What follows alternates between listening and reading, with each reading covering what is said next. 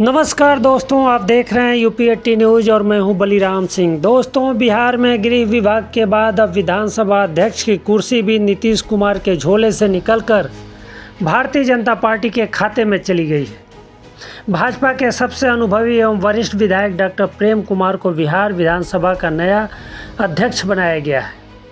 कहार जाति से आने वाले प्रेम कुमार गया जनपद के गया जी शहरी क्षेत्र के मतदाताओं के प्रतिनिधि चुनकर 9वीं बार भी विधानसभा पहुंचे हैं। विधानसभा अध्यक्ष निर्वाचित होने के बाद डॉक्टर प्रेम कुमार ने कहा कि एनडीए नेतृत्व और पार्टी ने मुझ पर जो भरोसा जताया है उसका हम सबका धन्यवाद करते हैं।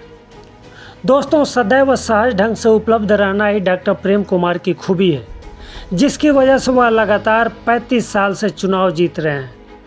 कांग्रेस की सीट रही गया टाउन से में डॉक्टर प्रेम कुमार ने 1990 में पहली बार ताल ठोकी तो शुरू से अब तक कभी नहीं हारे। विधानसभा अध्यक्ष के तौर पर निर्विरोध निर्वाचित होने के बाद डॉक्टर प्रेम कुमार ने कहा कि आज का यह क्षण अत्यंत महत्वपूर्ण है। नई विधानसभा नई ऊर्जा और नए संकल्पों के साथ आरंभ हो रही है। परंपराएं हमें गरिमा देती हैं और नवाचार हमें दिशा। दोनों के बीच संतुलन बनाते हुए ऐसा कार्यकाल रचना है जो आने वाली पीढ़ियों के लिए अनुकरणीय उदाहरण बने। विचारों का टकराव स्वाभाविक है, परंतु मन और व्यवहार में संघर्ष नहीं होना चाहिए। यह हम सबका सौभाग्य है कि जनता ने हमें सेवा का अवसर दिया है।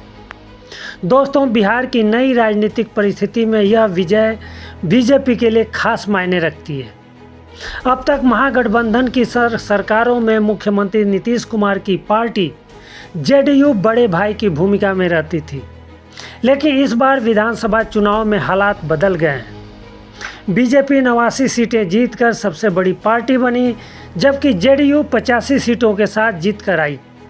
इसी वजह से गठबंधन में बीजेपी की भूमिका पहले से कहीं अधिक प्रभावशाली हो गई है और अब स्पीकर पद मिलने से यह स्थिति और मजबूत हो गई है। हालांकि नीतीश कुमार अभी भी बिहार के मुख्यमंत्री हैं, लेकिन सरकार के बाकी प्रमुख पद बीजेपी के पास है। 2 डिप्टी सीएम सम्राट चौधरी और विजय कुमार सिन्हा है। गृह विभाग भी बीजेपी के कब्जे में है और अब विधानसभा स्पीकर भी बीजेपी का। इन महत्वपूर्ण पदों के बीजेपी के खाते में जाने से यह साफ हो गया है कि मौजूदा सरकार में पार्टी निर्णायक स्थिति में है। विधानसभा के संचालन से लेकर सरकार की प्राथमिकताओं को आगे बढ़ाने तक कई अहम पहलुओं पर बीजेपी की पकड़ और मजबूत हो जाएगी। अर्थात आने वाले समय में बुलडोजर की स्पीड और तेज हो जाएगी। स्पीकर पद संभालने के बाद बीजेपी ने न केवल सदन में मजबूत हो गई है, बल्कि प्रशासनिक स्तर पर भी उसका प्रभाव बढ़ेगा।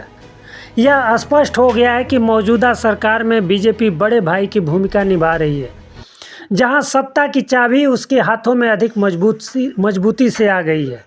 बिहार की राजनीति में यह बदलाव आने वाले दिनों में कई नए समीकरणों को जन्म दे सकता है।